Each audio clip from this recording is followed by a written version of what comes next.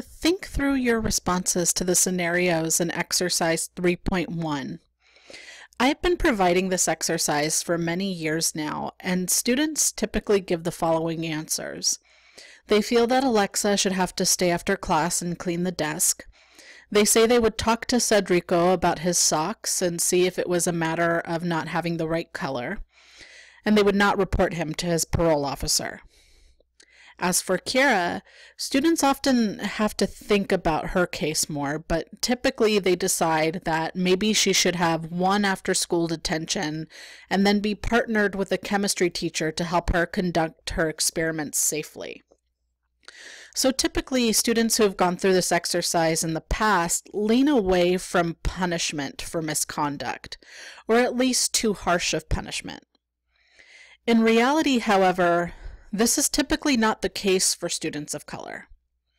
Alexa, Cedrico, and Kiera are all real people. They are all students of color, and each one of them was arrested for their misconduct. Alexa was handcuffed in front of her classmates and detained at the local precinct across the street. Cedrico was reported to his parole officer and sent back to juvenile detention. When interviewed, he estimated that he had been in and out of juvenile detention about 30 times. And Kiera was arrested and expelled from school. Her story actually made national news, and her school received a lot of criticism for not offering better support to a student with a genuine interest in science. In response to national pressure, she was readmitted and was later accepted into Florida Polytechnic University, where in the latest update I was able to find, she planned to major in mechanical and robotic engineering. Although everything worked out for Kiera, many other talented youth are funneled out of school and into the prison system. It is a system known as the school-to-prison pipeline. Disproportionately affecting students of color, the school-to-prison pipeline is a set of school policies and practices that turn schools into a pipeline into prison rather than a place of learning. And the school-to-prison pipeline involves 5 components, and I think really illustrates why this is a good example of structural racism and how structural racism works. And the first is zero tolerance policies, and this means suspending and expelling students for even minor infractions, such as writing on a desk. Black and Latino students are particularly susceptible to zero tolerance compared to white students. The second component of the pipeline is increased policing. And so many public schools have police officers monitoring the hallways.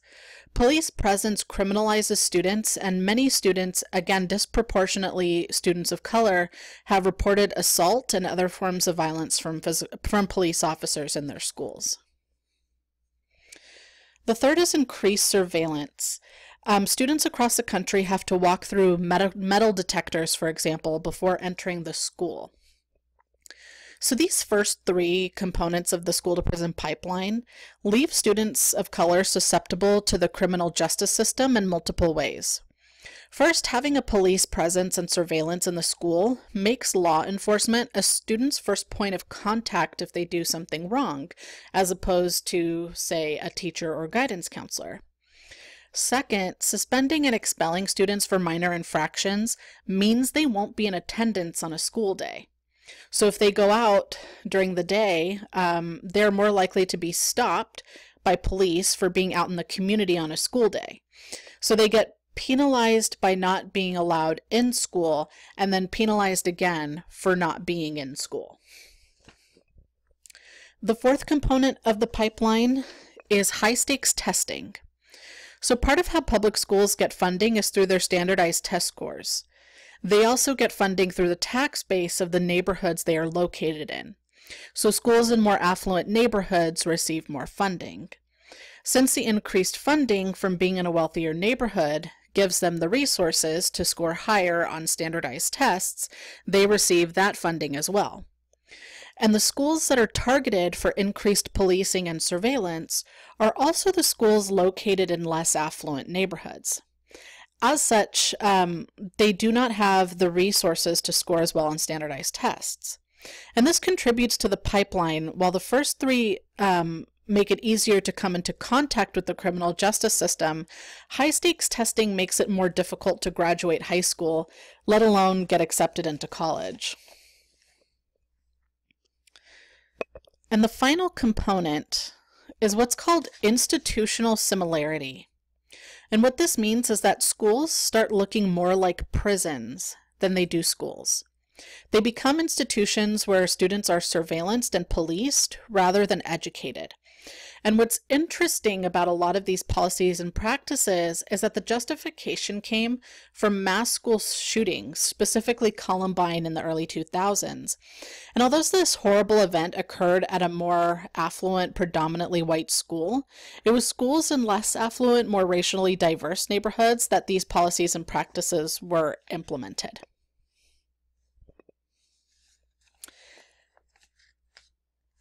And again, these sorts of policies and practices disproportionately affect people of color, and it's had very devastating impacts on students of color. In 2018, the Office of Civil Rights and the Department of Education released its report on public schools, which included data on school discipline practices. And they found that students of color are disproportionately and suspended and expelled compared to white students for the same misconduct. So they're doing the same things, but they're receiving harsher punishment. Students of color are receiving harsher punishment than white students. So for example, Black students in grades K through 12 in public schools are 3.8 times as likely to receive one or more out-of-school suspensions as white students. Black students represent 19% of preschool enrollment, but account for 47% of preschool children receiving one or more out-of-school suspensions. So that means that Black students are overrepresented when the percentage of the population that it's happening to is like greater than the percentage of the population itself. That means it's overrepresented. American Indian or Alaska Native, Latino, Native Hawaiian, and other Pacific Islander and multiracial boys represent 15% of K through 12 students, but 19% of students receiving one or more out-of-school suspension. And students of color are more likely to be identified as having a disability and face harsher discipline than their white classmates. And that one is really kind of messed up on a couple levels. One is because students of color with disabilities are significantly more likely to find themselves entering into this pipeline, but also the reason that they're more likely to be identified as having a disability is one in the ways in which we racialize misconduct. We kind of pathologize it when a student of color does something wrong in a way that we don't with white students. But also schools receive funding for each student with a disability, so there's a financial incentive for schools to diagnose a student of color with a disability and put them in special needs classes, even if they're really not supposed to be there.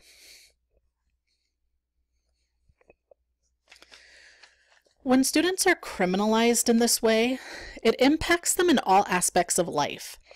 Victor Rios, who's a sociologist out in the UC system, University of California, called this ubiquitous criminalization. And this means that Black and Latino youth become criminalized everywhere they go. Being criminalized in school marks them everywhere else. So for example, they might be followed around at the local convenience store they frequented. They were more susceptible to abuse from the police. And the evening news and other forms of media portrays youth like them as violent. And what is more, sometimes their own families repeat the same discourses that every other institution does. And this also affects them in employment. Through practices such as the school-to-prison pipeline, media, and other forms of institutional racism, Black and Latino communities have been so associated with criminality that it affects them in employment. The late sociologist Deva Pager found that a black man without a criminal record was less likely to receive a call for a job interview than a white man with a criminal record. Take a moment now to look at the various institutions involved in just this one example. This is what makes racism structural. It doesn't just exist in one institution. So for the pipeline, for example, it's not just school, but all institutions. And those institutions link together in the lives of people of color.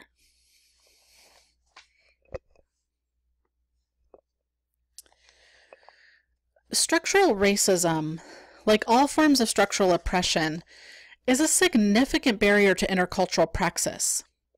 It influences our ability to interact with one another and shapes our frames in ways that we often don't realize. And this is why next week we will be taking a closer look at social constructions, socialization, and revisiting standpoint and positionality. Structural racism also has real material impacts on people of color's well-being. It's more than just being mistreated. Racism impacts people of color's economic, political, and social realities. Always remember that as we move into week 4. Learning about social constructs and socialization will make it easy to forget that our ideas of race, gender, class, and all categories in the addressing model are not just internal feelings, but real structural barriers. So that concludes this lecture, and please let me know if you have any questions about the content. Thank you.